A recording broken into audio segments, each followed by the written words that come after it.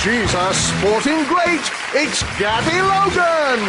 He's David's mate. It's Robert Webb. And their team captain, Lee Mack. And facing them tonight, he's the joker in the pack. It's Rob Brydon. He's a Channel 4 hack. It's Krishnan Guramurthy. And their team captain, David Mitchell. But first, please try to convey a convincing impression of complete spontaneity in appreciation of your host, Angus Deaton.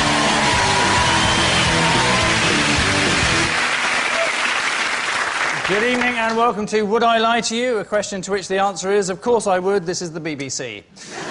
If you look up the definition of lie online, it says it's a type of deception in the form of an untruthful statement, which is pretty rich coming from Wikipedia. And estimates say that everyone lies on average twice a day, so I guess there must be a fair few people out there who aren't lying at all for Gordon Brown to be able to fit in all of his. Which brings us not a moment too soon to round one, the domestically titled Home Truths, in which our panellists take it in turns to read out a statement from a card in front of them. That card may contain a familiar truth or a scurrilous lie that we've made up on their behalf, and they're now reading for the first time, in which case they have about 2 nanoseconds to come up with a convincing story, so no pressure. Commiserations then to Gabby, who is first up. Thank you, Angus. I have stolen sweets from Madonna's dressing room. Right. Well, I think the key is the context there. Why were you in the Madonna complex, moving from room to room in search of sugar?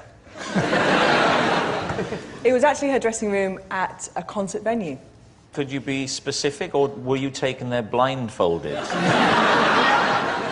It was at a venue in London where she was performing. Could you be even more specific than the city? The Brixton Academy. Right. Why were you around the backstage? Did you have it was the Brixton Academy? Accidentally, I found myself in the VIP party that was apparently right next to Madonna's dressing room. So I was walking out and looked in and saw this dressing room and just wandered in because I was intrigued. What were the sweets? The sweets were, you know those long red licoricey things with sugar that are quite sour, actually, when you they get the back of your mouth. I find this very hard to believe that the door wasn't manned by... I'm disappointed that you don't find it hard to believe that I would steal. No, I accept that straight away. I can't imagine... I mean, even if she asked for sweets, I don't think she'd ask for that sort of red licoricey string. David, your verdict. You're the team captain. You have to come to a decision here. I think we're moving towards lie, aren't we? Yeah. Lie. Yeah. OK, you're saying it's a filthy lie. Liar. Gabby, truth or lie? It is indeed the truth.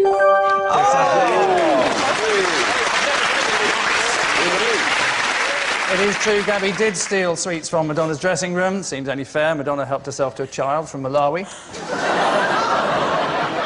Rob, your home truth, if you would. Right. I once simultaneously worked as both the DJ and the newsreader on local radio, using a different accent for each job. I really hope this is true. What were the 2 accents? When I was a DJ, I was younger, so I had kind of a higher voice, and I used to kind of talk a little bit like that and say, thanks very much.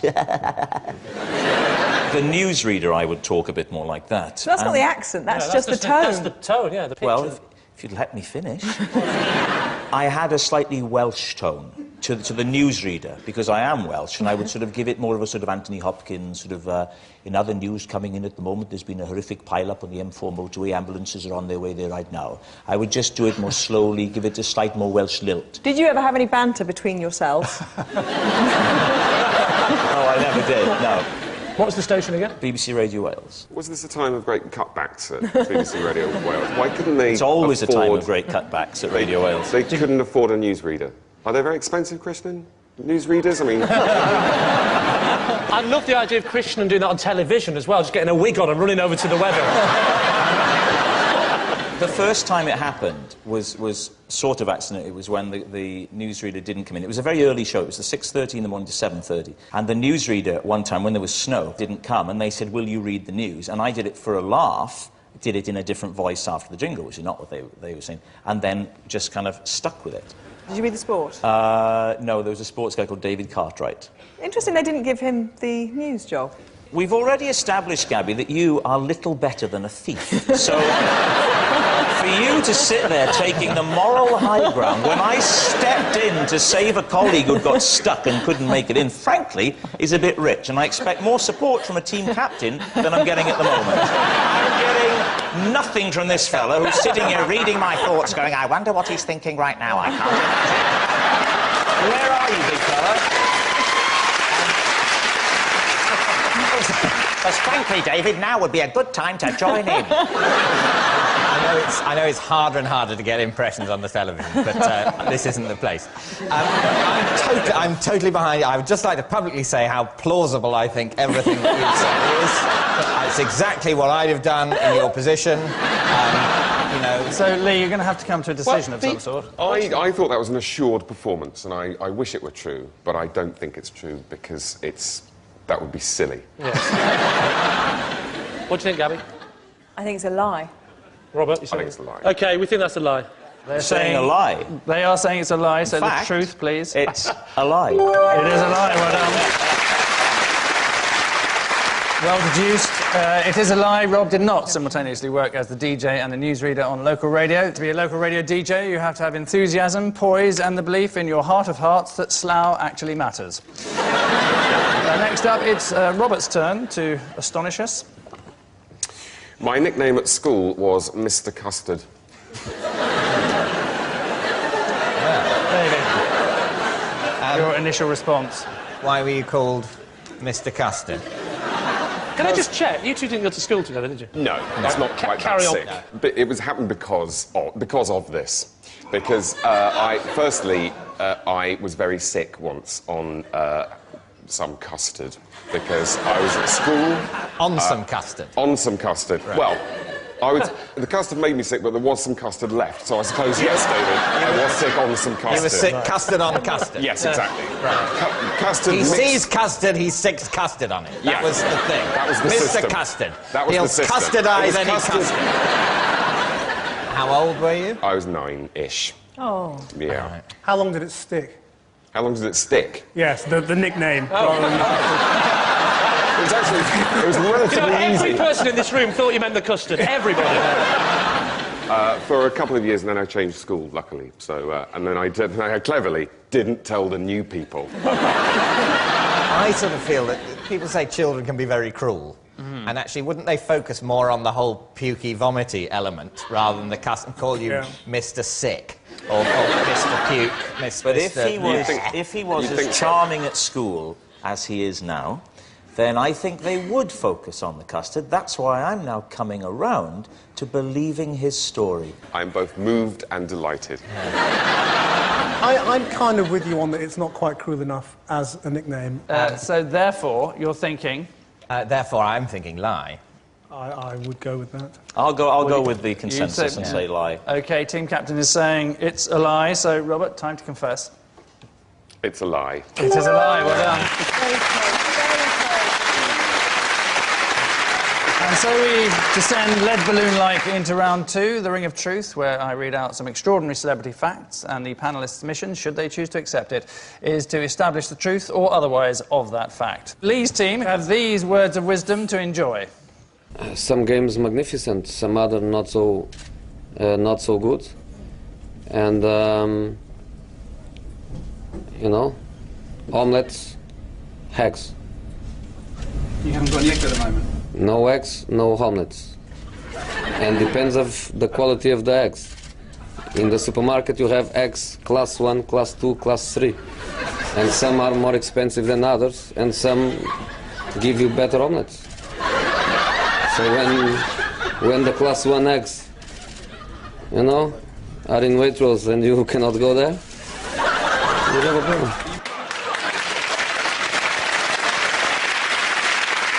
I like it that, you know, he's launched fearlessly into this extended egg metaphor in a second language. And he's a football manager, not the most chatty, eloquent guys usually most of the time. And he's kind of doing it, and then towards the end he starts to slightly smile, and it's kind of, sometimes I even amaze myself. This is great. And then you get the sound of those slightly arse-licky sports journalists starting to chuckling along, going, oh, Jose's off on one again. Oh, I love it when he goes off on one. Oh, he's brilliant. What a character. What a boring twat.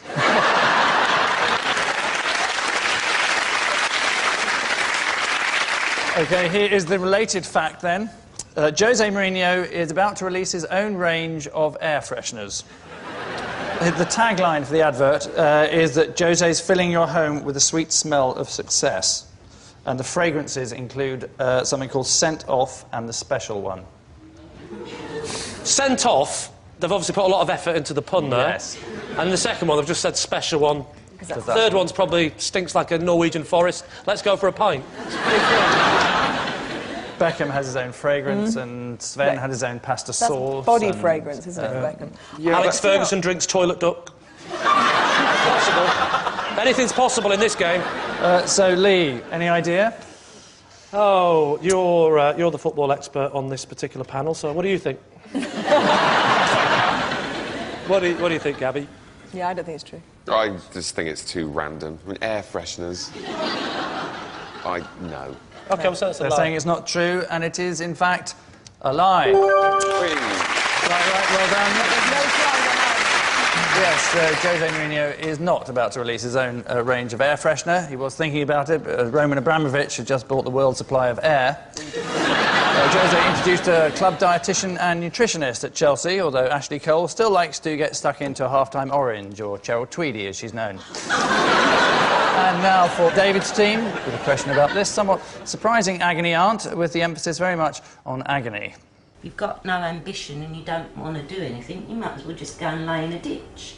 Be expecting to go from where you are now, which is on the sofa, to halfway up the ladder. No, I don't. And you can't, you've got to begin on the first rung. But I'd rather be on the first rung of a ladder that I want to climb than halfway up a ladder I don't. OK, which is this ladder you want to climb? I don't know yet. Tie me up in knots now. I really ain't got a Scooby-Doo what you're talking about now. I'll start one ladder or the bottom of the ladder. Yeah, what do you want to do? I don't know. The bottom of a ladder that I So what ladder do you want to be on? But you don't know what ladder you want to be on. Exactly. Until you've tried different ladders, how do you know what ladder you want to Your be job's on? about a window cleaner.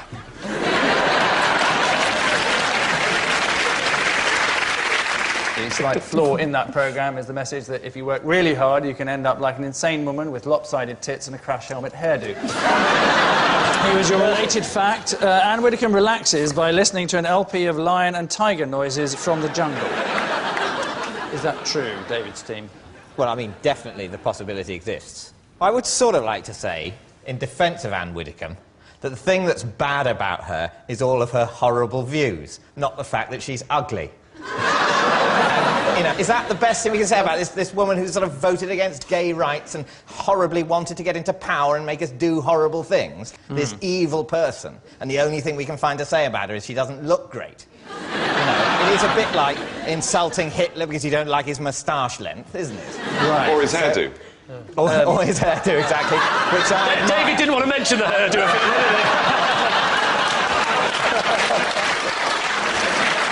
I mean, I don't want to help your team, but the key words you want to be looking out for those is the LP bit. I mean, there's something about the idea of being on an LP and going...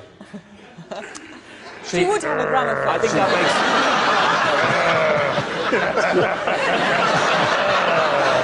makes... I think this is undoubtedly true. Are you going to overrule your teammates? I'm not going to. I have them? absolutely no idea. Right. And Rob seems confident. I think it's a lie. I think it's a lie. Your current view? I'm going towards a lie because I think the lion and the tiger bit is the thing that sort of... If it was whale music or... OK, Wait, I think it's true. You think it's true? I'm going to go with what you think now. OK, it's a yes. It's a yes. It's a yes. Say no. Say no. Say no. I would say lie. He says no. He says lie. You say... It's no lie. It's true.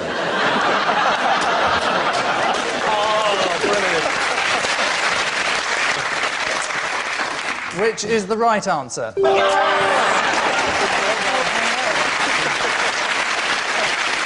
And Anne Widdecombe does relax by listening to an LP of lion and tiger noises from the jungle. They drown out the growls her stomach makes when she hasn't eaten for 10 minutes. There's nothing like hearing the sound of lions' jaws crushing the skull of a screaming wildebeest to send you nodding off. And on track 5, side 2, she feeds them an asylum seeker. Which means at the end of this round, well, neither team has the comfort of a lead, both tied together on 3 points.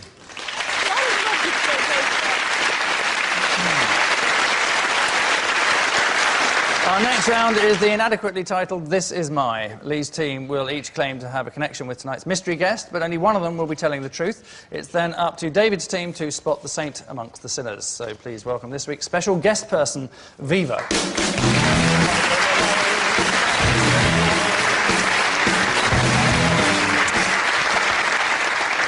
So, Robert, what's Viva to you? This is Viva. She is my ex-girlfriend. She dumped me when I got her for Christmas a torch. Gabby, perhaps you'd like to explain how you know Viva. Yeah, this is Viva. She was my arch-rival in rhythmic gymnastics.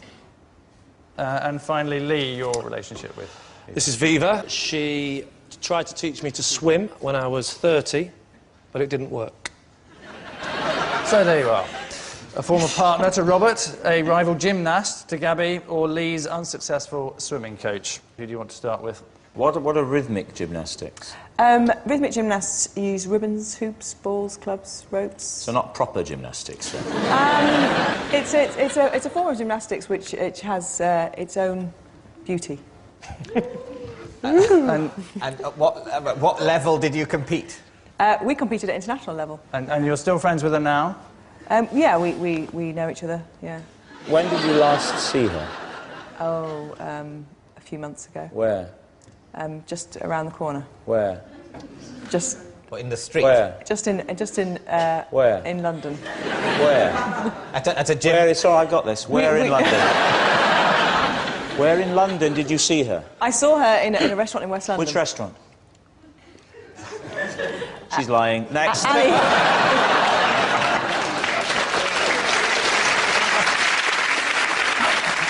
Are you the same age then? Viva's actually about a year older than me. Yeah.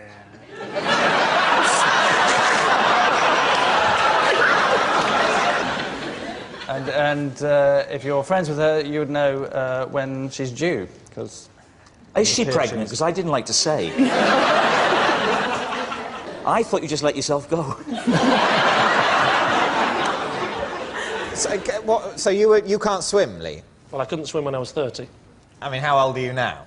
I'm 39. 39. Well, I think you can say if she's been trying to teach you to swim for 9 years. No, and you she still hasn't been can't. trying to teach me to swim for 9 years. She tried to teach me to swim when I was 30, and she failed. Where did you have your lessons? In my hometown, Southport. I reckon he's lived in London for more than 9 years. He wouldn't have been in Southport 9 years ago, so he How do you know how long I've lived in London? Because, of course, you've been on the circuit, you've been around for a long time. Believe it or not, you can live up north and still be on the telly. No, you can't. No, you can't. No, you can't. We've got this thing that's just come up north called The Car, and it's brilliant! Why, at age 30, what was it that made you think, I really ought to learn to swim? It's a good question, and I can answer that very simply. I moved to Brighton, and I lived in a flat that overlooked the sea. So, hang on, so you moved to Brighton and you travelled to Southport to have your swimming lessons? Thank you, sir! You're done! You're done!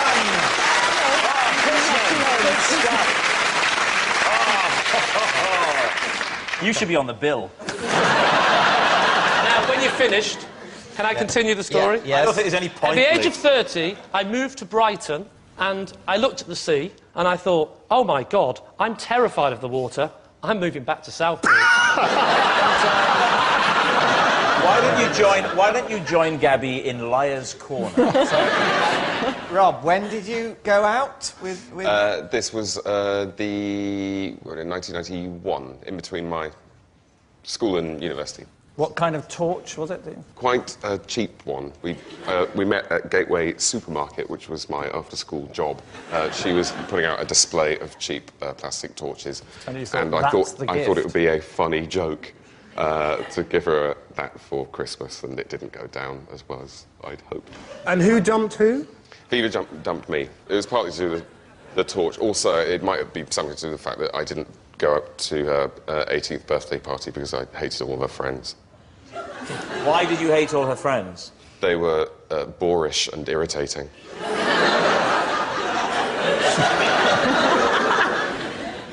What did you learn from the relationship? What did you take away? To try and form relationships with people that are based on more than just sex and drinking.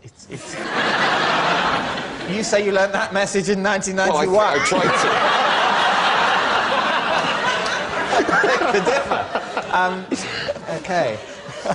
It's definitely Robert, because of the way that Viva is reacting when Robert is speaking. She's kind of going, oh, that idiot. So I think Robert is telling the truth. Can I also say that for a pregnant woman, those boots are ill-advised? You say...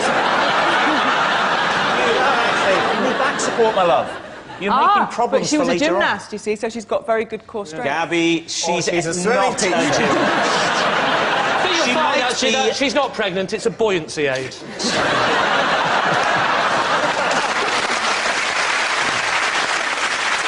OK, David's team, we need an answer. So is this person an erstwhile girlfriend from Robert's past, Gabby's gymnastic opponent, or Lee's swimming teacher? I think Robert is telling the truth because when he said that her friends were really boorish, he looked really quite nervous about it. He did, yes. OK, I think we're going to say Rob's telling the truth. It's Robert. Viva, perhaps you'd like to reveal who you really are. I was Gabby's rival.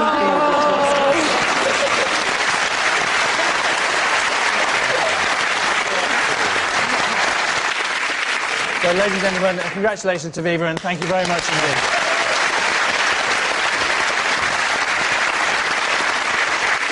So, at the end of that round, it's David's team who are showing all the fighting spirit of the French, caving in as they have 4-3.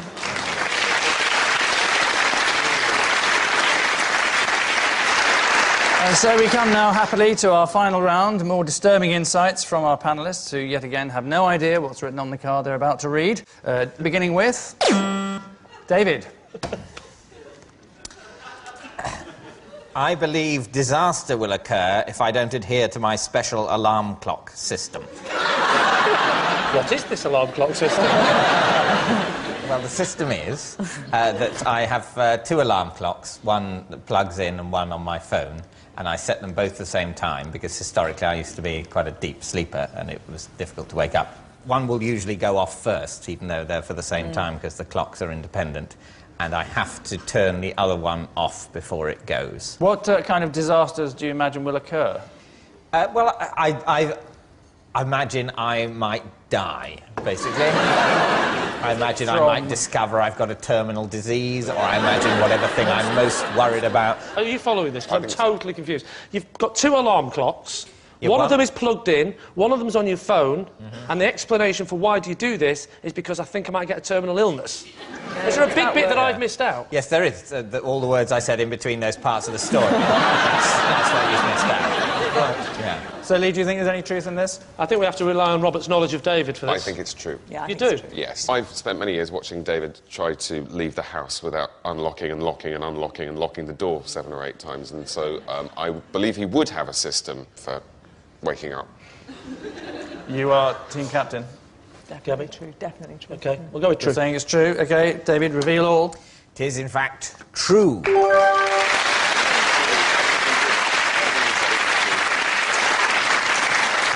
Yes, David does believe that if he doesn't adhere to his special alarm clock system, some kind of disaster will occur, like someone finding out he's got a special alarm clock system. And a lot of sportsmen are superstitious too. Tim Henman, for example, had a lucky towel that he believed made him win tennis matches. He left it in a hotel room in 1993.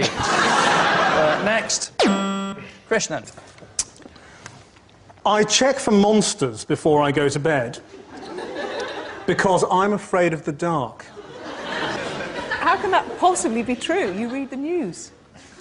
Yeah, but there's lights on when he reads the news. Has this gone on a long, long time? Well, since I was very young. Does this happen every night? Every night before you go to bed, you check for monsters? It depends on whether I'm alone.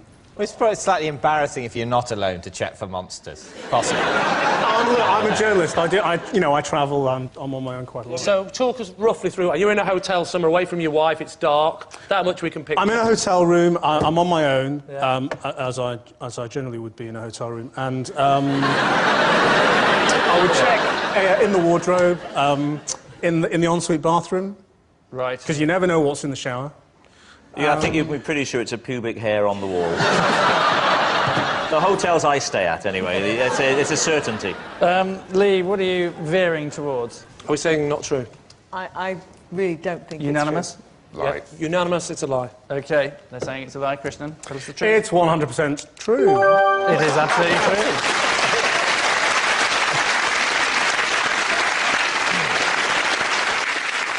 Next, Rob. You're on. I was voted the 47th sexiest man in Wales. Who was the 48th? I think was John Humphreys, the guy who reads... Who made this part? Who was it? Wales has its own newspaper called the Western Mail. Have we asked him which year this was? Oh, yeah, which year was it? It was clearly not in the last 10. It was about... Listen to you, George Clooney. I could take that coming from Robert, who has a certain earthy charm. Right, thank but you. from a rejected Chuckle Brother, it's a bit rich.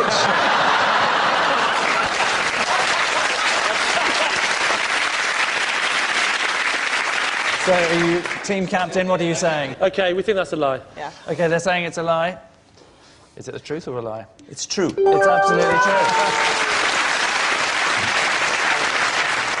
Yep, it's true. Rob was voted the 47th sexiest man in Wales and would have finished even higher if he hadn't got cramp in his dialing finger. Next, Robert. I was voted the 88th sexiest man in the world. By who? But it was the readers of some women's magazine. Which Blind and Wretched. You would know. It was new look or new woman. Where did David finish? I'm not so very sure David was on that Not listed, list. unfortunately.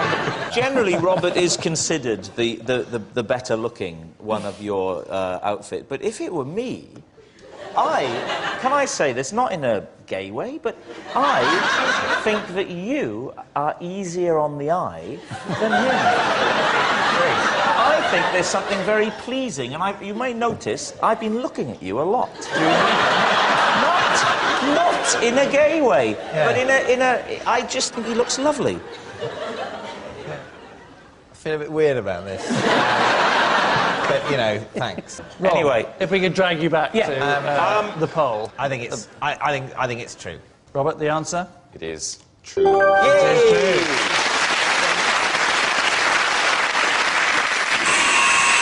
Which hyperactive buzzing sound means that at the end of tonight's contest, it's David's team who've lied their way to victory, having thrashed Lee's team 7-6.